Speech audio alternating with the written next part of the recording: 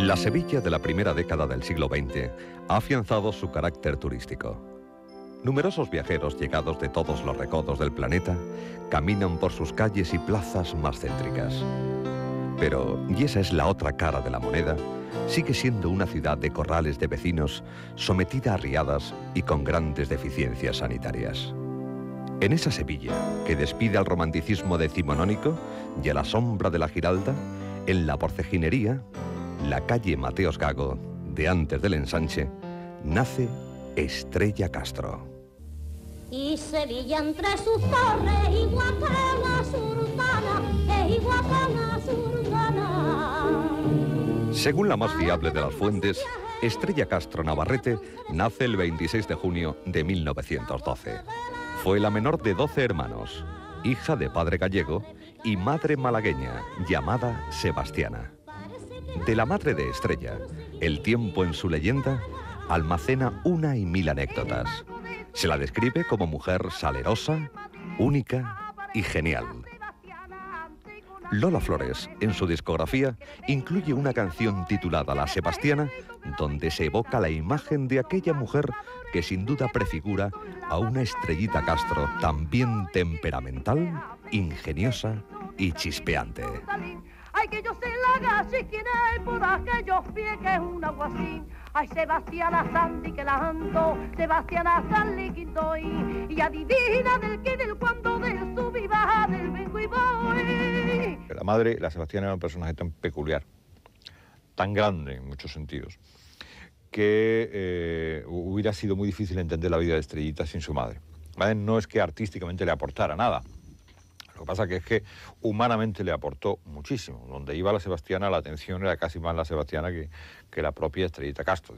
Sebastiana, de cuyas anécdotas todos conocemos miles, ¿no? De cuando le dijo a un camarero que le trajo una merluza muy cara, porque era tan cara, y el camarero le dijo porque ha venido en tren, y ella le dijo, pues habrá venido en coche cama, me imagino, la merluza, con lo cara que es. O cuando a Alfonso XIII le llamaba señor rey.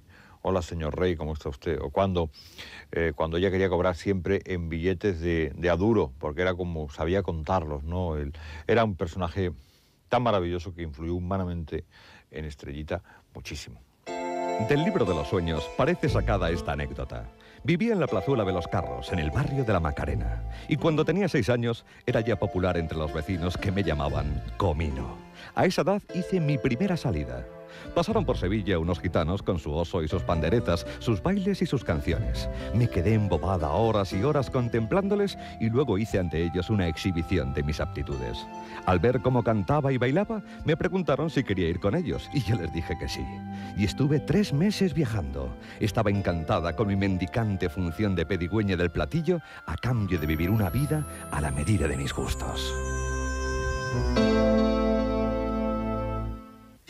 Existía en Sevilla, y queda hoy un azulejo como testimonio de una época, una prestigiosa academia de baile. Estaba situada en el barrio de la Alameda de Hércules.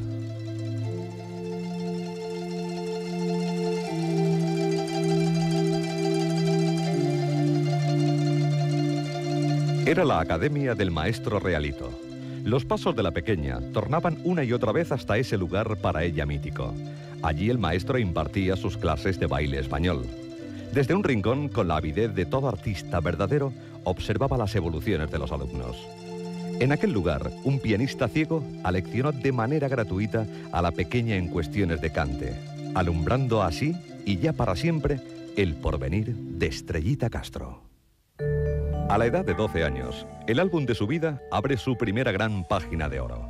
Es avisada por la duquesa de Bermejillo para que acuda a una recepción en honor a los reyes en los Reales Alcázares.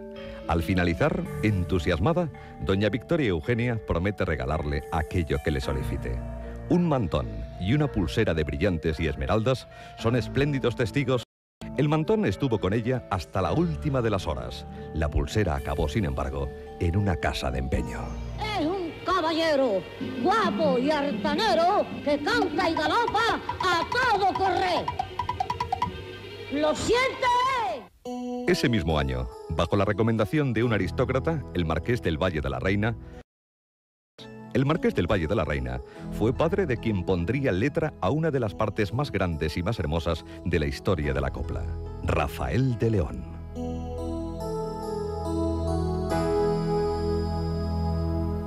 Y para ella va a escribir Rafael de León la primera canción, La Romería del Quintillo.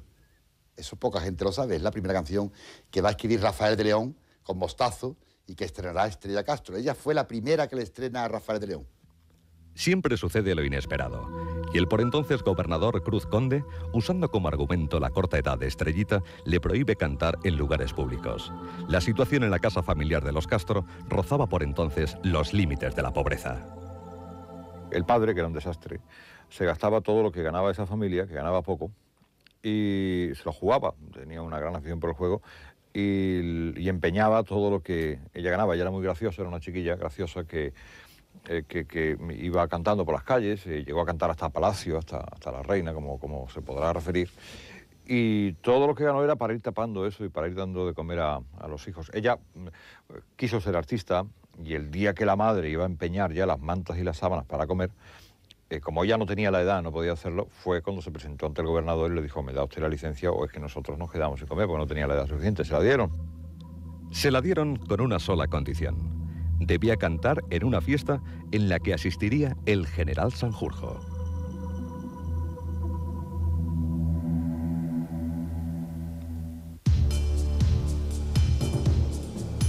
En el calendario ha empezado a caer de modo inexorable la década de los 20. La relativa prosperidad desaparece a raíz de la Primera Guerra Mundial y se agudizan los conflictos sociales protagonizados por jornaleros del campo y obreros de las grandes ciudades. Aún rondan en la memoria colectiva los sucesos luctuosos de la Semana Trágica y el eco de la huelga general.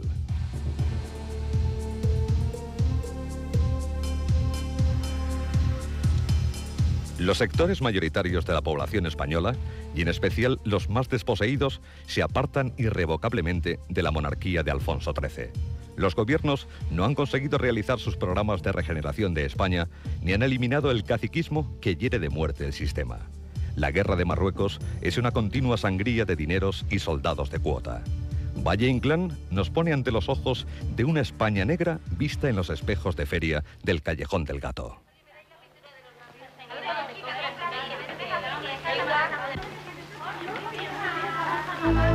Durante 1923 va a abandonar el entorno de su ciudad. Un afamado empresario, Carceller, la lleva consigo al Eden Concert en el paralelo barcelonés. En pocos días triplica los 20 duros del salario primero. Toda una fortuna para aquella jovencita que no cesa de enviar dinero en una sola dirección. Un lugar de Sevilla donde su padre yace postrado por la enfermedad y donde uno de sus hermanos ha sido apresado por las nieblas de la locura. Mi padre le hizo unas canciones, una de ellas que se llamaba La Perolera, y salía, yo tengo que tener por ahí, pero claro, no la encuentro, y eso, que salía ella de gitana con los peroles, ¿me entiendes? Y me acuerdo que resulta cuando estuve en Barcelona, la canción decía, y al ruido del martillo, lo mismo vendo peroles que me canto un fandanguillo. Y en Barcelona, allí en los cafés que entraba ella, pues le daban con las cucharillas los vasos y eso. Eran todavía, pese a todo, tiempos de cuplé más que de copla. Lo cotidiano no había adquirido rango de milagroso. La pasión no se había abierto aún como una brecha en la voz de los artistas. Aquella flor de fuego, que iba a ser la copla, daba todavía sus primeros pasos.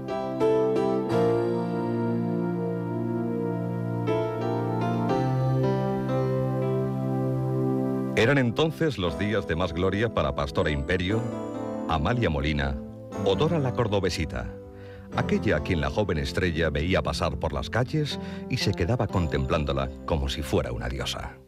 Como pionera de la copla juega un gran papel, yo creo, por una razón. En aquellos años el cuplé es el que realmente tiene la primacía artística, y ella es la que realmente empieza a poner sangre, pasión desbordada y sobre todo una gracia irreprimible en la canción. Confiado y seguro, Carceller la lleva a la capital de España.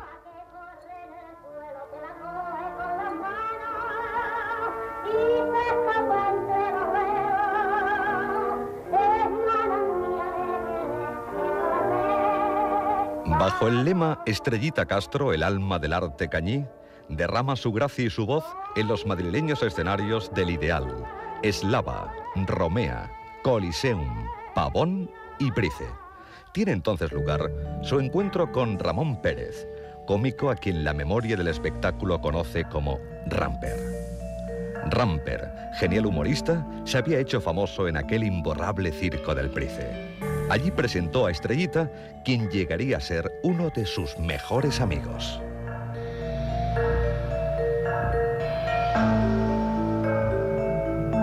Finalizando la década, en el año de 1929, comparte cartel en Barcelona con Angelillo, en un espectáculo de Quintero y Guillén, La Copla Andaluza, que fue un éxito rotundo. Lo constituían un apartado musical con números flamencos y una segunda parte hecha de sainetes, estampas líricas y textos ambientados en una Andalucía rural. Se perpetúa así hasta lo indecible la imagen de una región mítica, repleta de sol y salpicada de ingenio. Un lugar donde nadie puede ser malo de veras, pobre del todo, ni irremediablemente desgraciado. En suma, un opio impagable, una visión grata en medio de los estertores de la dictadura. Hace suya por entonces una canción que ya no le va a abandonar nunca. María de la O.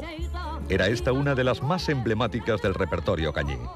Las canciones nacen en el seno del pueblo y vuelven a él ya para siempre en el momento en que alguien, poniendo sobre ellas las manos del misterio, las hace inolvidables.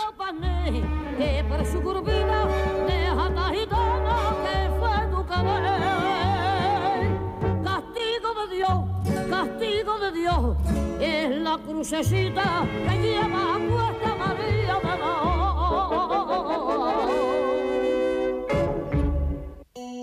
O. Bien iniciada, la década de los 30 tiene lugar su entrada en otro de los mundos posibles, el del cine. Su imagen aquí obedece a un tipismo resalado y temperamental, hijo de necesidades comerciales. Un cortometraje de 1933 se convierte en su debut ante las cámaras, Patio Andaluz. Es uno de los primeros intentos en cine sonoro del género folclórico. Pero el primer paso relevante de su andadura cinematográfica lo constituye Rosario la Cortijera, allá por el año prebélico de 1935. ¿No has ido a saludar al señor Marqués? Luego iré. Lo primero eres tú. Así te engañé, que era viento soplo y el fuego, pa' donde soplaba el viento, que son las cosas del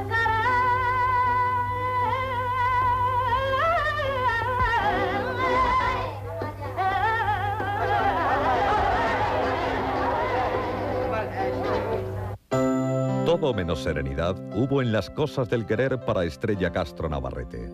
Aquella que había pedido que la enterraran peinada con su caracolillo, vio pasar ante sus ojos, sobre todo, amores fugaces que poco debieron dejar en su corazón. Desde su romance con el hijo de un fotógrafo apellidado Galán, fueron varios los hombres que compartieron su existencia.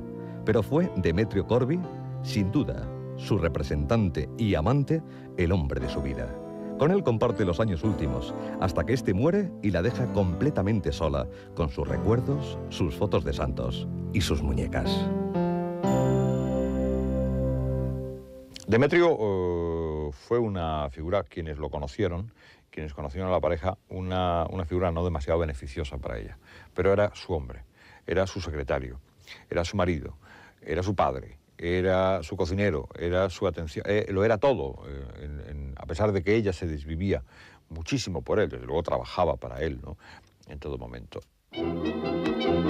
La ancha y desventurada España se va a llenar de muertos.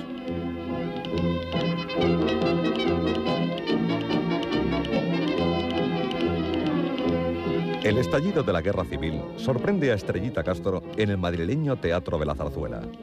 Pasa más de un año en la capital española y en 1937 se traslada a Valencia.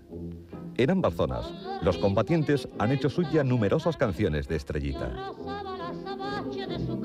Sigue siendo un misterio descubrir cómo la música y la palabra proporcionan un raro consuelo en las más desgarradoras situaciones. Temblores de angustia sentí por mi cuerpo cuando estremecía le dije te quiero. Durante 1938 vuelve a Sevilla, pasando así a la zona nacional. Igual que se pone la flor del romero, ya hace noche a la tribu en medio del limonar, por entre los limoneros. Los escenarios y el pueblo de Hispanoamérica sabían ya de su nombre y de su genio. En Argentina, Carlos Gardel le había enseñado a cantar tangos. Unos tangos que sin duda en boca de Estrellita fueron ceceantes y andaluces. En la calle Colón, a pocos metros del viejo Torreón, es un cotalle de un estilo antiguo. Gardel acudía con su aroma de viejo sapio del desamparo a verla al Teatro Maggio de Buenos Aires. Carlos Gardel muere en 1935. Cada vez que interpretaba alguna de las canciones de Gardel, las lágrimas acababan confundidas con su rostro en una hermosa estampa de gratitud para el maestro del tango. Años antes, al regreso de su primer viaje al continente hispanoamericano, se había encontrado con su primer gran éxito. Mi jaca, de la que había versiones distintas alterando su estribillo y que formó parte del abecedario sentimental de los combatientes. La quiero, lo mismito Caetano, que me está dando tormento por culpita del querer. Mi jaque. La canción había tenido su origen primero en dos compositores de enorme talla, Perelló y Mostazo. Que eran tan pobres a veces que tenían que pagarse, no tenían con qué pagarse la entrada para ver el espectáculo, los primeros espectáculos de ellas. Fueron Perelló y Mostazo, dos grandes, sobre todo Juanito Mostazo, un grande de la copla, que murió joven. Sin embargo, el tiempo en el que vivió nos dejó unas obras que nos apunta a lo que pudo haber sido su desarrollo. Pues hablando de Mostazo podemos hablar de la altura de un Quiroga o de un Solano, indudablemente. Durante 1938 regresa al continente hispanoamericano, un lugar de la tierra donde fue acogida de modo más generoso que cualquier otro artista de la época. No puedo vivir. Ya estamos en La Habana. Oye, pues es muy bonita, ¿eh? Muy bonita, sí. Pero ¿qué va a ser de nosotros? Que ya no se sabe de mal agüero. ¿Qué va a ser? Nada. Oye, me voy a fumar yo aquí capuro, que va a quitar el sentido. Mundele con bafiote, siempre tan garcha. Las escasas monedas de antes son ahora muchas pesetas. El pueblo la quiere y los jefes de Estado la aplauden. El dictador cubano Batista la agasajó en el Teatro Blanquita de La Habana. Los cubanos la cubren de oro y aplausos y vibran especialmente oyéndola cantar La Morena de mi copla, el imborrable pasodoble dedicado a la sobria figura del pintor cordobés Julio Romero de Torres.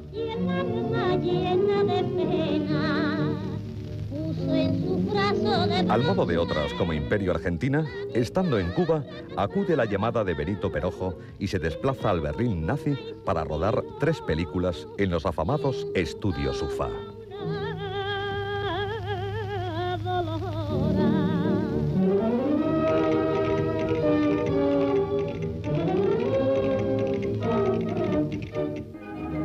En la primera de ellas, El Barbero de Sevilla, encarna el papel de una gitana florista en el marco de una venta teñida con acentos de expresionismo alemán.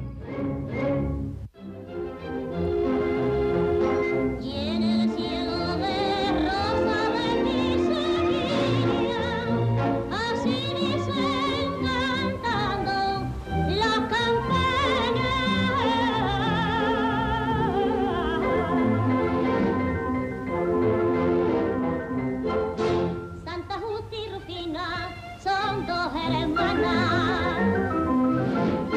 Una hermana en Sevilla de mi Triana. Viva de los míos, que en un barco de Guadalajara llega el día mío. Bueno, yo creo que el cine español de los años 30, el cine popular español, tanto el que hizo Estrellita con Benito Perojo como el que hizo Imperio con Florian Rey, es un cine que visto ahora tiene una extraordinaria dignidad. Incluso hay películas como Los hijos de la noche que son una clara anticipación del cine neorrealista italiano, ¿no? Eso, vamos, lo ha dicho Roman Gubern muy certeramente. Entonces era un cine para lucimiento de unas estrellas, pero que estaba muy bien hecho. Digan lo que digan, vamos. Y además, no sé, yo ahora he estado revisando películas que se hacían musicales que se hacían en Francia. Yo te puedo asegurar películas de Mistinguet que eran bastante peores que las que se hacían aquí. Así es. Pero las madres no abandonan nunca a sus hijos. España va con nosotros y vivirá en nuestro corazón hecha recuerdo, y esperanza, y copla, y suspiro. En la segunda de sus producciones alemanas, es una sevillana que vive en Cuba enferma de nostalgia por su tierra. En dicha obra, interpreta el patriótico y sentimental pasodoble que da título a la historia. Suspiros de España. Y hace con ellos una mujer, y hará cumplir su voluntad. En un jardín de España nací, como la flor en el rosal, tierra gloriosa de mi querer, tierra bendita de perfume y pasión. España en cada flor a tu piel suspira un corazón.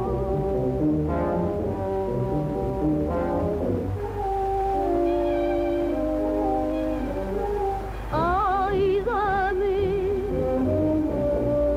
pena mortal, porque me alejo España de ti, porque me arrancan de mi rosal. Quiero yo volver a ser la luz de aquel rayito de sol, hecha mujer por voluntad de Dios. Partiendo del arquetipo de la gitanilla graciosa, Estrellita aporta un grado de genialidad que a veces es único. Yo tengo, por ejemplo, una grabación de Los cientos del reloj que es absolutamente magistral. Entonces, esa mujer que empieza haciendo el cine saleroso, haciendo el personaje así, podríamos decir, graciosillo, hay un momento en que ella sabe ponerse dramática y desgarrada como la que más, y entonces yo creo que alcanza unas cimas inconmensurables. Ay, ¿qué me quería decir? ¿Yo artista? Bueno, artista de verdad. De esta que le llaman el foco y se ve la sombra en la cortina. Padrino de mi alma, habla usted por la memoria de mi antepasado. Cállate.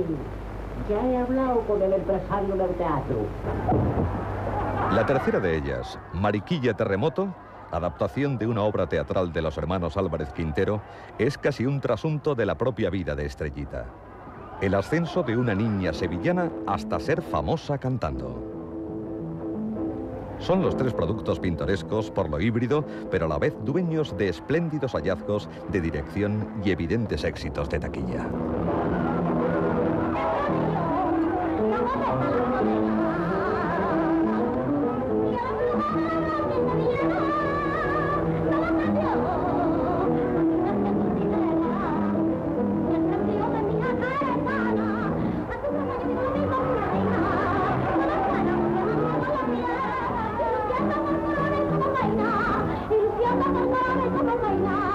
La majestad del sombrero.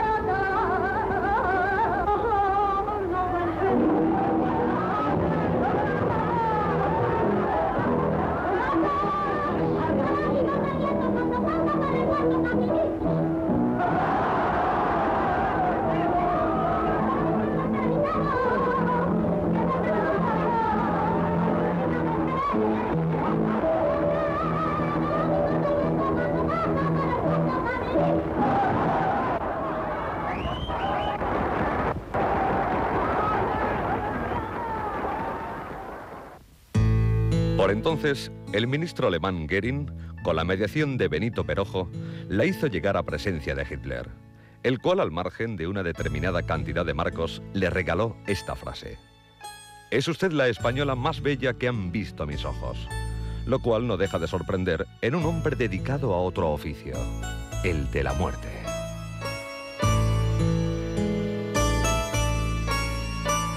Estrella, inocente en materias políticas, alabó siempre la cortesía del Führer.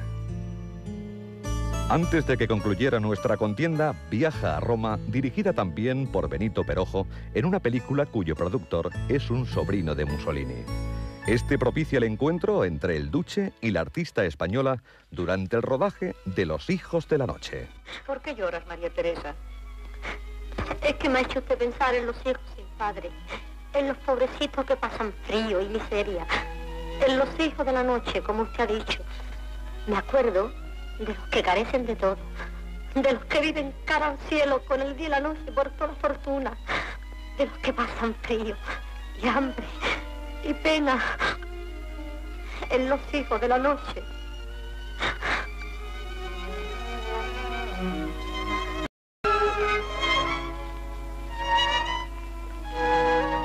¡Ella!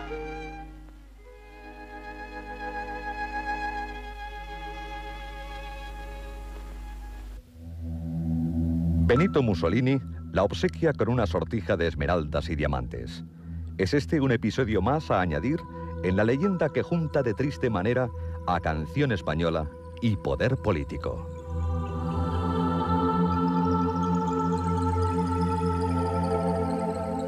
No solo los artistas folclóricos, mucha otra gente también se relacionó con el poder. Yo imagino que esto depende del momento personal de cada artista. Tú no olvides que en general, todas esas artistas salen casi de la más absoluta miseria, se quedan deslumbradas con la riqueza y desde luego se quedan deslumbradas con el poder. Entonces no es de extrañar que en algunos casos pues sucumban a ese encanto.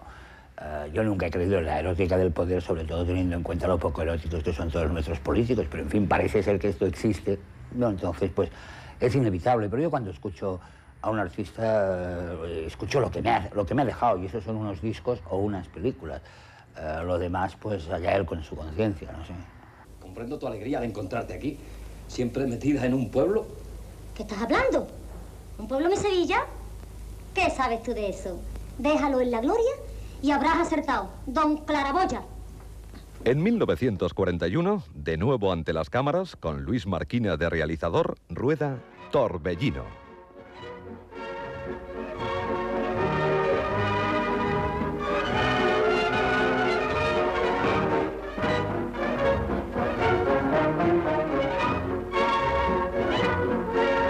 Frecuentes escenas con personajes de etiqueta o manjares espléndidos abundan en estas películas y son un insulto para el español de a pie que fuera de las salas cinematográficas se encuentra con una realidad gris, pero que de algún modo y por un instante olvida todo aquello con canciones como El Laurel o Lola, la de los brillantes.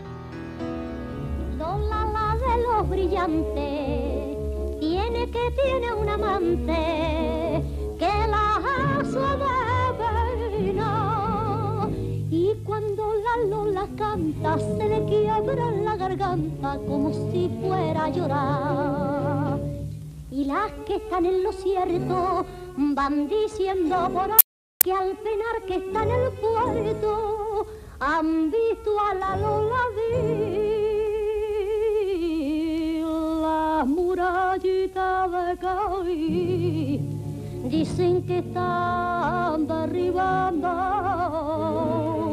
y en todo el mundo no hay quien contigo haga otro tanto, porque aquel de veras se queda sola y no hay otra flamenca como la Lola, que quiere con fatiga ni ahora ni antes. Hay quien gana la Lola de los brillantes. Un hombre vino de Cuba, que la disco se apagó. Los años 40 son para Estrella Castro años de giras difíciles por diversas ciudades y pueblos de la geografía española. bebedizo de menta y ajonjolí, que fue una noche de luna, que fue una tarde de amor y de Cádiz a María, canta el novio de la lirio con una voz colorida.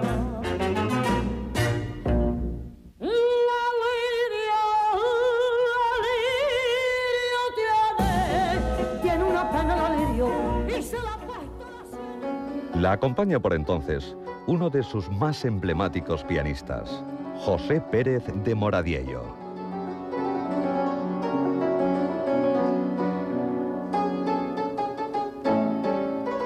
En esta fecha ella tenía un novio, un señor que era de Galicia, y resulta que era el que le financiaba el espectáculo y eso. Y este hombre estaba en sus negocios, por allá por Galicia, en sus negocios, pero de vez en cuando aparecía, en fin, venía a visitarla a ella.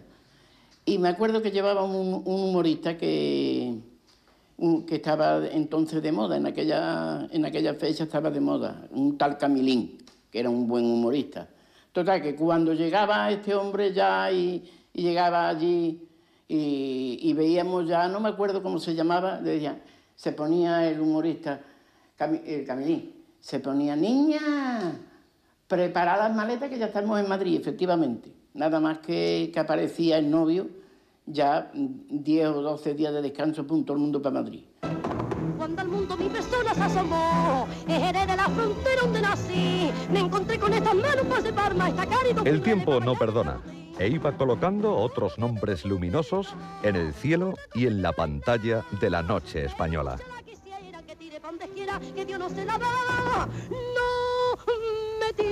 Lola Flores y Juanita Reina comienzan a brillar con su propia luz. Y la aurora boreal, más que nadie en esta vía, y lo digo con razón, vale para mí esta alegría que llevo en el corazón.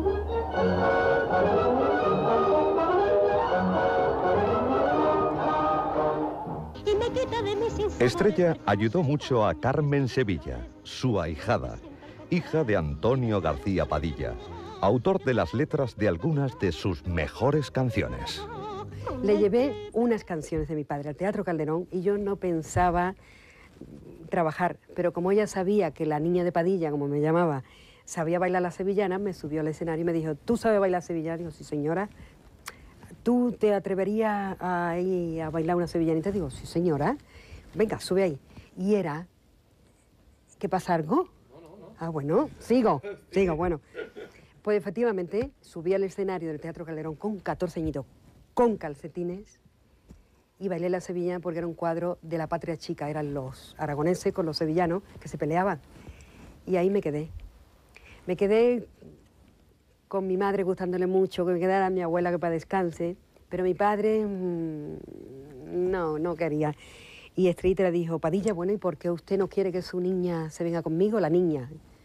Hombre, Estrella, usted sabe los peligros, es muy niña, muy joven.